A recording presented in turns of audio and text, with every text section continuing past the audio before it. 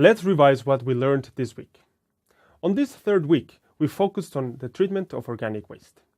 We learned the basic of two very common organic waste treatment technologies, namely composting and anaerobic digestion. Remember, composting is a controlled decomposition of raw organic material into compost, which is carried out by microorganisms in the presence of oxygen. We distinguished the active phase when temperatures can reach up to 70 degrees and thermophilic bacteria are active, and the curing phase, when both temperature and oxygen consumption drop and mesophilic bacteria are active. In a different module, we covered the main important operational parameters that need to be considered when composting is carried out.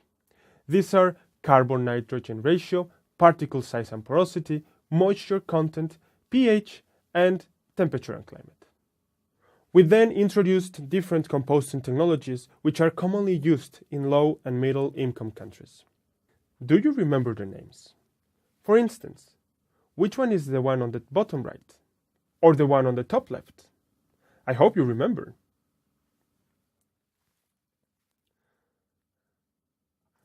We compared these 5 technologies regarding 5 different criteria: investment and maintenance costs, space and time required, as well as labor needed.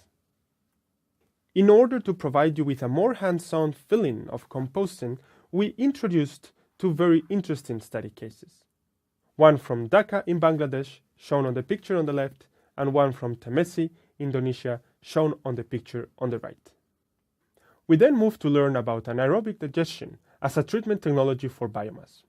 Anaerobic digestion is a collection of processes where, similar to what happens during composting, microorganisms break down biodegradable material. However, in this case, this happens in the absence of oxygen. Anaerobic decomposition happens in a 4-step biochemical process, which happen partly simultaneously. These are hydrolysis, acidogenesis, acetogenesis, and methanogenesis. This is an interesting technology because it generates methane, which is flammable and can be used as source of energy. Similar to composting, the anaerobic digestion also has important operational parameters that need to be considered.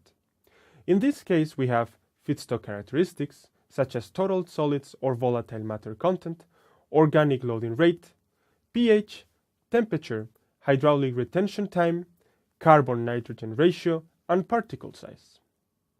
We then saw different anaerobic digestion technologies which are suitable for a low and middle income country context. All of them wet, continuous feeding, and mesophilic. What about their names? Do you remember them?